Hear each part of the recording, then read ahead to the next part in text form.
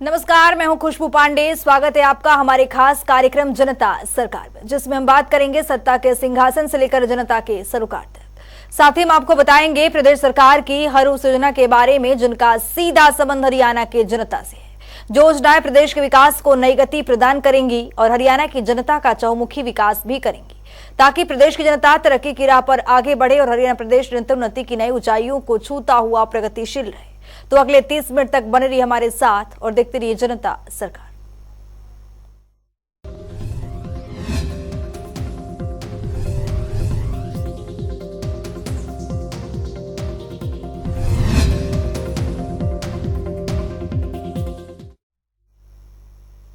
हरियाणा के मुख्यमंत्री मनोहर लाल ने रोहतक में आयोजित राज्य स्तरीय मेरी माटी मेरा देश कार्यक्रम में बतौर मुख्य अतिथि शिरकत की। इस अवसर पर मुख्यमंत्री मनोहर लाल ने जनता को संबोधित करते हुए उपस्थित जनसमूह को पंचप्रण की यहां पर शपथ दिलवाई। तो वहीं मुख्यमंत्री ने विख्यात कवि की कविता की पंक्ति भी दोहराई है।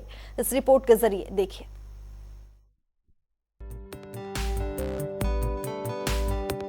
हरियाणा के मुख्यमंत्री मनोहर लाल ने रोहतक में आयोजित राज्य स्तरीय मेरी माटी मेरा देश कार्यक्रम में शिरकत की।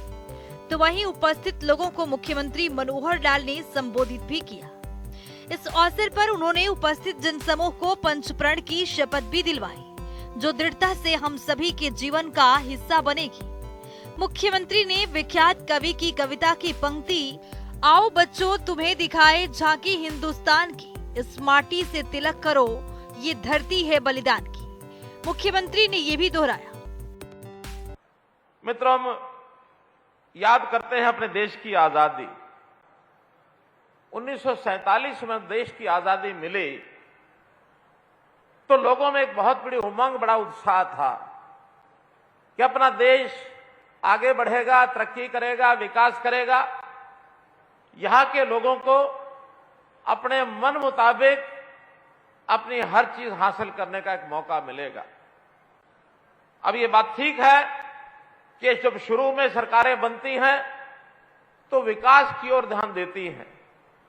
विकास के नाते हमारे देश में उस समय तो सुई भी शायद नहीं बनती होगी, लेकिन आज हमारे देश के अंदर, हमारे देश के जो भी इस प्रकार के आगे बढ़ने वाले उद्योग जगत के बंधु हैं, जिन्होंने देश में जहाज, जिन्होंने रॉकेट बना दिए, जो चांद तक पहुंच गए, देश के अंदर हर प्रकार के आत्मनिर्भर होने के लिए बहुत काम किया, गिनाने की आवश्यकता नहीं है। लेकिन आज दुनिया की आर्थिक शक्ति के नाते से हम 5वीं आर्थिक शक्ति बने हैं। ये बहुत बड़ी हमारी उपलब्धि है। तो मैं तो इस समय आपसे अपेक्षा करूंगा कि मैं एक शपथ बोलता हूं, आप मेरे पीछे अपना दाहिना हाथ, जो दाहिना हाथ है, अपने छाती के ऊपर, अपना जहां दिल होता है, दिल के ऊपर रख करके, दिल के ऊपर हाथ रखेंगे। दिल हमारा शरीर के बाईं ओर होता है, दाहिना हाथ बाईं ओर छाती पर रख करके और खड़े होकर के मेरे पीछे शपथ लेंगे, जोर से बोलेंगे, ताकि मैं समझ सकूं कि हमारा जो ये अभिमानी स्वाभिमानी जो जनता है, ये अपने संकल्प पर पूरा उतरेगी। अपना दाहिना हाथ ऊपर उठाओ और अपने बाईं ओर ले जाकर के अपने सीने पर रखो। अपने बाईं ओर यहां दिल होता है, दिल के ऊपर रखो। दिल की धड़कन इस शपथ के साथ निश्चित रूप से तेज होनी चाहिए, और दिल से यानी संकल्प किया हुआ जीवन में बहुत ताकत देता है। मैं बोलूंगा, मेरे पीछे बोलेंगे सभी। मैं शपथ लेता हूं कि विकसित भारत के निर्माण में अपनी भागीदारी निभाऊंगा। मैं शपथ लेता हूं कि गुलामी की मानसिकता से मुक्ति के लिए हर संभव प्रयास करूंगा। मैं शपथ लेता हूं कि देश की समृद्ध विरासत पर गर्व करूंगा और उसके उत्थान के लिए हमेशा कार्य करता रहूंगा। मैं शपथ लेता हूं कि देश की एकता और एकजुटता के लिए सदैव प्रयासरत रहूंगा। मैं शपथ लेता हूं कि राष्ट्र के प्रति अपने कर्तव्यों और दायित्वों का पालन करूंगा। मैं शपथ लेता हूं कि देश के गौरव के लिए प्राण देने वाले वीरों से प्रेरित होकर राष्ट्र की रक्षा, सम्मान और प्रगति के लिए समर्पित रहूंगा। भारत माता की जय। मुख्यमंत्री मनोहर लाल ने कार्यक्रम में बताया कि पूरे विश्व में भारत और भारत के युवाओं ने अपना लोहा मनवाया है। देश के आगे बढ़ने में हरियाणा का भी अपना अहम योगदान रहा है।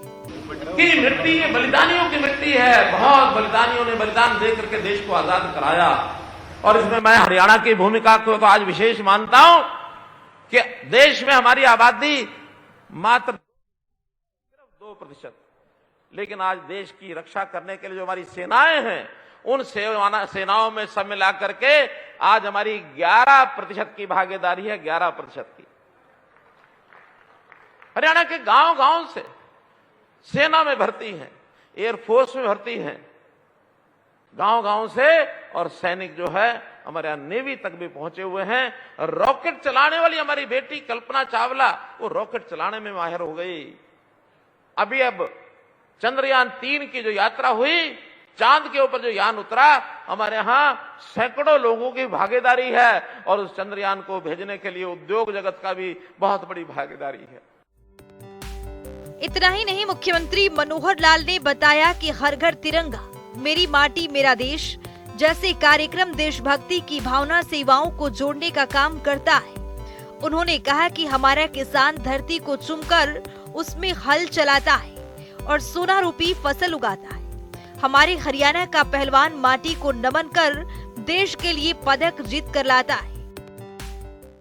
अब इसको आगे बढ़ाते हुए देश के प्रधानमंत्री जी ने, नरेंद्र मोदी जी ने जैसा विचार रखा, उन्होंने कहा कि बाकी सब चीजों के साथ साथ देश की जनता में देशभक्ति का भाव पैदा करो।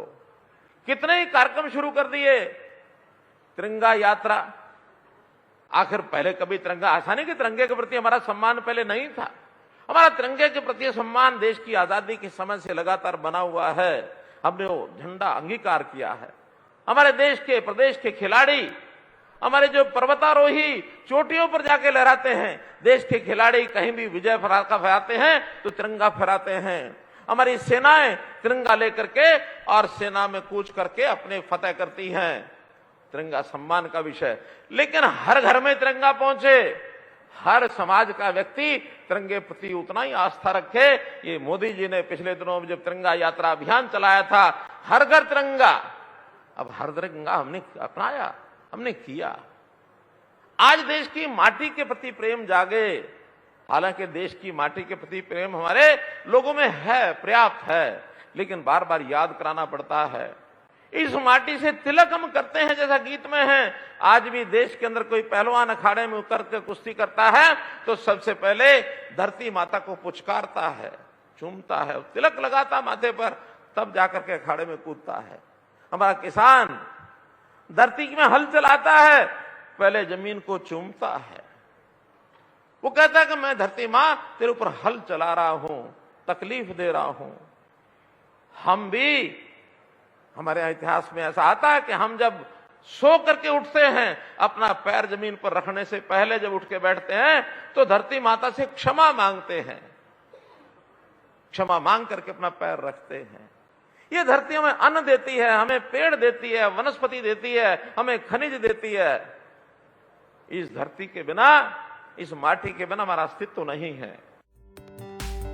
इसके साथ ही मुख्यमंत्री ने बताया कि हर गांव में हमारी सरकार गौरव पतट पर गांव के शहीदों के नाम अंकित किए हैं। उन्होंने कहा कि कहीं अमृतकाल में प्रधानमंत्री के नेतृत्व में दिल्ली में अमृत वाटिका का निर्माण किया जा रहा है, जिसके तहत प्रदेश के 242 अलग अलग जगहों से लाए गए कलश की मिट्टी 29 तारीखों को दिल्ली में ले जाई जाएगी और देश के आजादी के 75 साल पूरे होने पर 75,000 कलश की मिट्टी से बनी वाटिका एकता के भाव और भी मजबूत करेगी। तो इस माटी को पूजना, इस माटी के प्रति सम्मान, हमने इसके कई प्रकार निकाले। गांव-गांव में जाकर के जो श्रद्धालु, जो हमारे वीर जवान शहीद हुए, उनके यहां जाकर के हमने उनकी मूर्ति पर तिलक किया, उनको सम्मानित किया, उनके नाम गौरव पटों पर लिखाए। गौरव पट हमारे गांव-गांव में लिखे हुए हैं। हम वहां की मिट्टी ला करके और हमने कहा कि देश आजाद हो रहा है, अमृत वाटिका, ये अमृत काल है 25 साल का, जो 2047 में जिसकी समाप्ति होगी। हमने इस अमृत काल में 2022 से 2047 के काल में देश में अमृत काल, इसको जगाना है। इसी के लिए कहा कि हर गांव के अंदर अमृत वाटिका बनाओ, और ये अमृत वाटिका गांव-गांव में, शहर-शहर में बन करके अब प्रदेश स्तर पर सब इकट्ठे होंगे। आज जैसे बताया मेरे सामने, नतमस्तक होता हूं मैं इन 242 जो कलश हैं रखे हुए, इन 242 की मिट्टी मिला करके एक हमने प्रदेश स्तर का कलश अलग से भी बनाया है, ताकि ये हमारे लिए यादगार बनी रहे। कल को कोई प्रदेश स्तर पर अलग से अमृत वाटिका का निर्माण करना हो तो इस मिट्टी से बनाया जाए। और ये सब 242 वाटिका, ये हमारे कलश, ये 29 तारीख को यहां से दिल्ली लेकर के जाएंगे हम। दिल्ली में सारे देश भर के 75,000 कलश होंगे। 75वां ये साल जब था तब ये कार्यक्रम की योजना की गई थी 2022 में। 75,000 कलशों का मिला करके कोई एक अमृत काल की स्मारिका, एक स्मारक ये दिल्ली में बनाया जाए, वहां इस मिट्टी का उपयोग हो। वहां कोई कर्तव्य पथ के ऊपर पेड़ लगाया जाए, उन पेड़ों की जड़ में ये जो मिट्टी है देश भर की, वहां उसमें डाली जाए। आखिर क्या इसमें से लाभ होने वाला है? देश के अंदर एकता का भाव, उत्तर कश्मीर से लेकर नीचे कन्याकुमारी तक, आसाम से लेकर के गुजरात तक की पूरे देश की मिट्टी, सब जिलों की, सब गांव की, 7 लाख गांव और शहर अपने देश में हैं। 7 लाख गांव शहरों से मिट्टी चल करके, और ये 31 अक्टूबर को दिल्ली के अंदर वो सबका प्रतीक रूप में जब कलश आएंगे और प्रधानमंत्री जी स्वयं उन स्वयंसेवकों को आज शपथ दिलाएंगे। तो मित्रों, एक बहुत बड़ा भावनात्मक ये कार्यक्रम है। सामान्य मिट्टी नहीं है, सामान्य कलश यात्रा नहीं है। देश की जनता में देशभक्ति का भाव यदि जागृत होगा तो मैं समझता हूं इस देश का कोई बांका, कोई द्वार बांका नहीं कर सकता है। कार्यक्रम में मुख्यमंत्री मनोहर लाल ने अपने संबोधन में बताया कि हमारे शहीदों ने देश की आजादी के लिए बलिदान दिया है।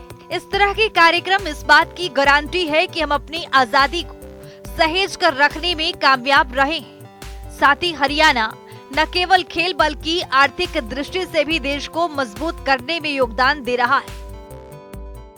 देश को आजाद कराने के लिए हमारे हजारों लाखों लोगों ने बलिदानियां दी हैं। उसके बाद लोगों ने शंका पैदा की कि इस आजादी को बरकरार रख पाएंगे क्या हम? आज देश की जनता को इस जागरण के माध्यम से गारंटी दी जा सकती है कि अब इस देश का कोई बाल बांका नहीं कर सकता। ये देश आजाद है, आगे बढ़ रहा है, आगे बढ़ेगा। और जब देश को आगे बढ़ाना है मित्रों, भाई बहनों, तो हमको निश्चित रूप से हरियाणा को भी आगे बढ़ाना होगा। हरियाणा एक प्रदेश के नाते से आज भी पूरे देश में सबसे अपनी महत्वपूर्ण भूमिका निभा रहा है। चाहे यहाँ की आर्थिक प्रगति हो, औद्योगिक प्रगति हो, चाहे यहाँ के लोगों की मेहनतकश जनता उस नाते से आगे बढ़ रहे हो। हमारे देश का खिलाड़ी दुनिया के अंदर जाकर के देश के लिए मेडल लाता है। जितने देश के मेडल आते हैं 40% मेडल वो हरियाणा के आते हैं मित्रों, भाई बहनों, हरियाणा के आते हैं। हरियाणा की हमारी खेल नीति इस प्रकार की है। हरियाणा अन्न इतना पैदा करता है कि हम उन किसानों के माध्यम से देश के लोगों के पेट की भूख मिटाते हैं। अपने आप ही अपना ध्यान रखते हैं, उनका भी पेट की भूख मिटाते हैं। हमारा व्यापारी, हमारा उद्योगपति इतना पैदावार कर रहा है कि आज सारे देश में सबसे ज्यादा जीएसटी का जो कलेक्शन है वो हरियाणा में होता है। हरियाणा सब राज्यों से आगे बढ़ रहा है। हमारे यहाँ ऐसा माहौल बना है कि दुनिया का निवेशक आज देश भर में कहीं भी जाने से पहले वो हरियाणा में आने की कोशिश करता है। और ये 9-10 साल के अंदर हमने जो मेहनत की है उसका ये परिणाम है। इस कार्यक्रम में शहरी निकाय मंत्री डॉक्टर कमल गुप्ता, पंचायती मंत्री देवेंद्र बबली, पूर्व सहकारिता राज्य मंत्री मनीष कुमार ग्रोवर सहित कई अधिकारी मौजूद रहे। जनता टीवी के लिए रोहतक से संजय कुमार की रिपोर्ट। रोहतक की महर्षि दयानंद विश्वविद्यालय के टैगोर ऑडिटोरियम में आज पीएम श्री विद्यालयों के लोकार्पण कार्यक्रम आयोजित किया गया, जिसमें केंद्रीय शिक्षा मंत्री धर्मेंद्र प्रधान ने बतौर मुख्य अतिथि शिरकत की। इस अवसर पर मुख्यमंत्री मनोहर लाल ने मंच से हरियाणा में खोले गए प्लेवे स्कूल का नाम बाल वाटिका रखने का यहां पर ऐलान किया है। इस रिपोर्ट के जरिए देखिए। हरियाणा के 124 पीएम श्री स्कूलों का रोहतक में केंद्रीय शिक्षा मंत्री धर्मेंद्र प्रधान ने लोकार्पण किया। इस दौरान नए 128 पीएम श्री स्कूलों की घोषणा भी की। इस अवसर पर मुख्यमंत्री मनोहर लाल ने संबोधित करते हुए कहा कि हरियाणा सरकार शिक्षा व्यवस्था को लगातार मजबूत करने के लिए कार्य कर रही है। प्रधानमंत्री के नेतृत्व में केंद्र सरकार ने राष्ट्रीय शिक्षा नीति 2030 तक लागू करने का फैसला किया है, लेकिन हरियाणा 2025 तक राष्ट्रीय शिक्षा नीति को लागू करेगा। शिक्षा एक ऐसा विषय है कि इसके बिना मनुष्य पूर्ण मनुष्य नहीं कहा जा सकता। आदिकाल से शिक्षा की अलग अलग पद्धति रही।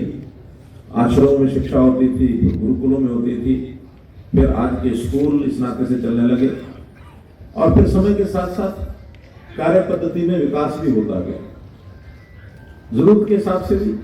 और जैसे जैसे शिक्षा आगे बढ़ती है तो शिक्षा ही अपने आप में नई चीजें लेकर के आती है कि यहाँ तक तो हमने कर लिया, इसको और बढ़िया बनाना है तो और क्या होना चाहिए। शिक्षा में 3R education, reading, writing, arithmetic, ये सब चलता है, लेकिन साथ में देखते हैं कि केवल इतने से एक नागरिक अच्छा नागरिक नहीं बनता, बल्कि उस नागरिक में अच्छे संस्कार, अच्छे गुण, व्यवहार और एक इतिहास की जानकारी, अपने देश की संस्कृति की जानकारी और देश के प्रति लगाव, ये सब चीजें होनी भी आवश्यक है। लेकिन देश के प्रधानमंत्री नरेंद्र मोदी जी ने इन विषयों को आगे बढ़ाने के लिए और ये जो नई राष्ट्रीय शिक्षा नीति, इसके माध्यम से इस देश के इतिहास की जानकारी, इस देश के संस्कृति की जानकारी, व्यक्ति में संस्कार अच्छे आए, रोजगार परक शिक्षा हो, ऐसे सारे प्रावधान किए हैं। उन्हीं प्रावधानों के माध्यम से आज ये सारी चीजें आ रही हैं। पीएम श्री जैसा बताया कि school for rising India, Shri का एक अगर पूरा उसका व्याख्या की जाए तो स्कूल फॉर राइजिंग इंडिया संयोग से श्री स्कूल के साथ लग गया है। पीएम आगे लगाया श्री अपने है एक संबोधन होता है सम्मानजनक, तो स्कूलों को भी एक सम्मान मिले। स्कूल अब से श्री स्कूल हो गए, पीएम श्री स्कूल।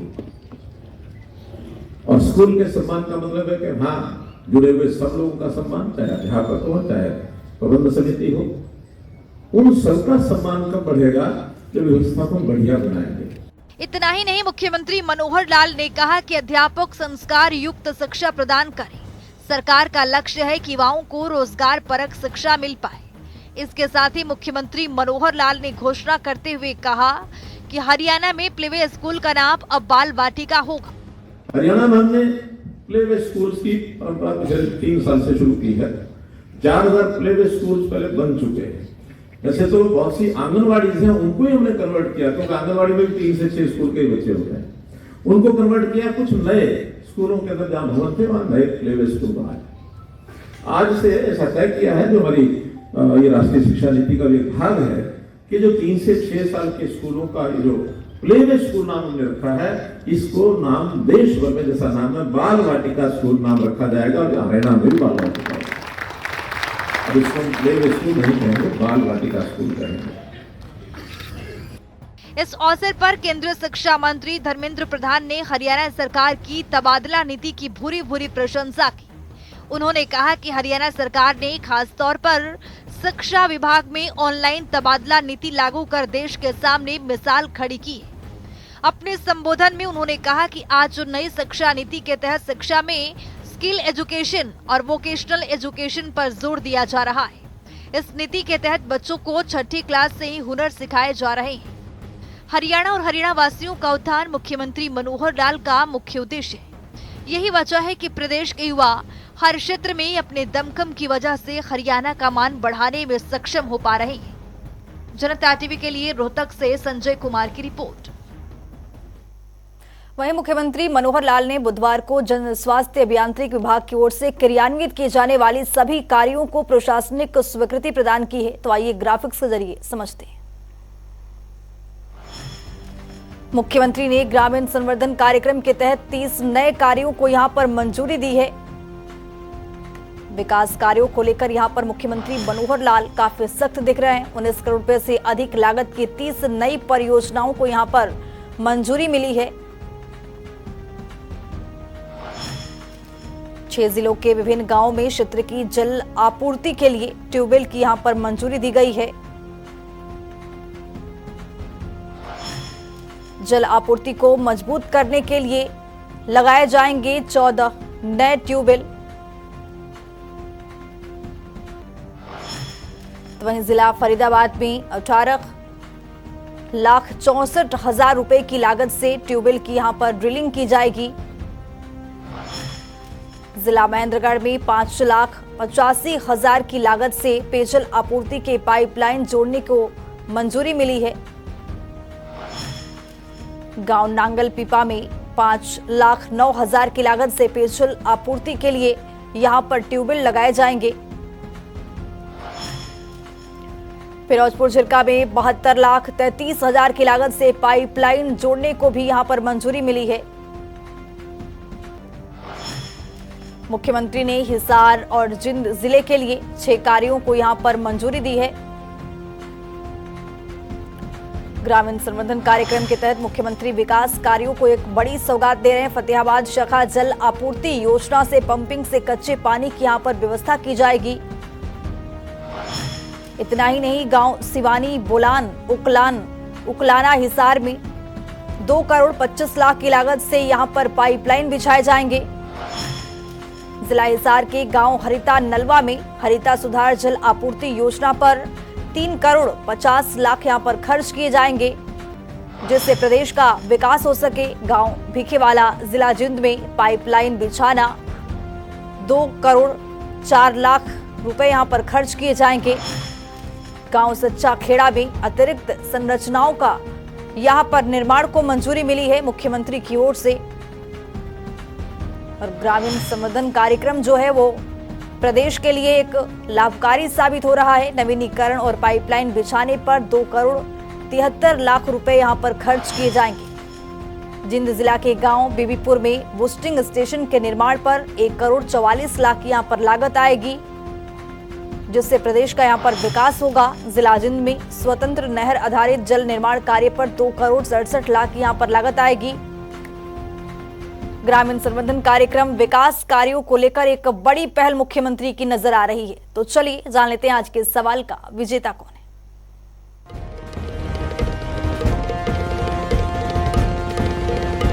तो बात अब आज के विजेता की। जैसा कि आप जानते हैं, हर रोज एक नया सवाल पूछते हैं। सही जवाब देने वाले के नाम और तस्वीर अपने टेलीविजन स्क्रीन पर दिखाते हैं, साथ ही उसको उपहार भी देते हैं। तो चलिए अब जान लेते हैं कल का हमारा सवाल क्या था और कौन है इसका विजेता। कल का हमारा सवाल था कि हरियाणा युवा प्रोत्साहन नौकरी योजना की शुरुआत कब की गई थी। इसका सही जवाब है डी, साल 2023। ठेरू जवाब है, लेकिन आज के हमारे विजेता हैं गोहाना से दलवीर सिंह। दलवीर, आपको बहुत बहुत बधाई। तो फिर पूछेंगे आज का सवाल, देखते रहिए जनता टीवी।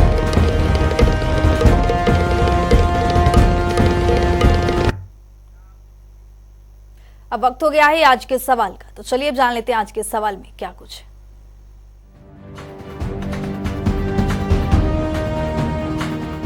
हर रोज की तरह हाजिर हूं आज का सवाल लेकर। जैसा कि आप जानते हैं, हर रोज एक नया सवाल पूछते हैं। सही जवाब देने वाले के नाम और तस्वीर अपने टेलीविजन स्क्रीन पर दिखाते हैं, साथ ही उसको उपहार भी देते हैं।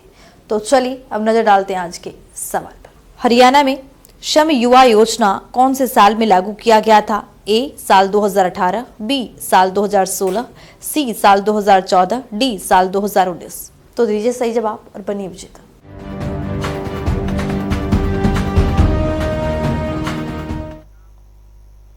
तो इस खास कार्यक्रम के जरिए हमारा मुख्य उद्देश्य है हरियाणा सरकार की कल्याणकारी योजनाओं की जानकारी और उसका लाभ प्रदेश के हर एक नागरिक तक पहुंचाना है, क्योंकि जब प्रदेश का हर एक नागरिक समृद्ध और खुशहाल होगा तभी प्रदेश विकास के पथ पर अग्रसर हो पाएगा। हमारे खास कार्यक्रम जनता सरकार में अभी के लिए इतना ही। नमस्कार।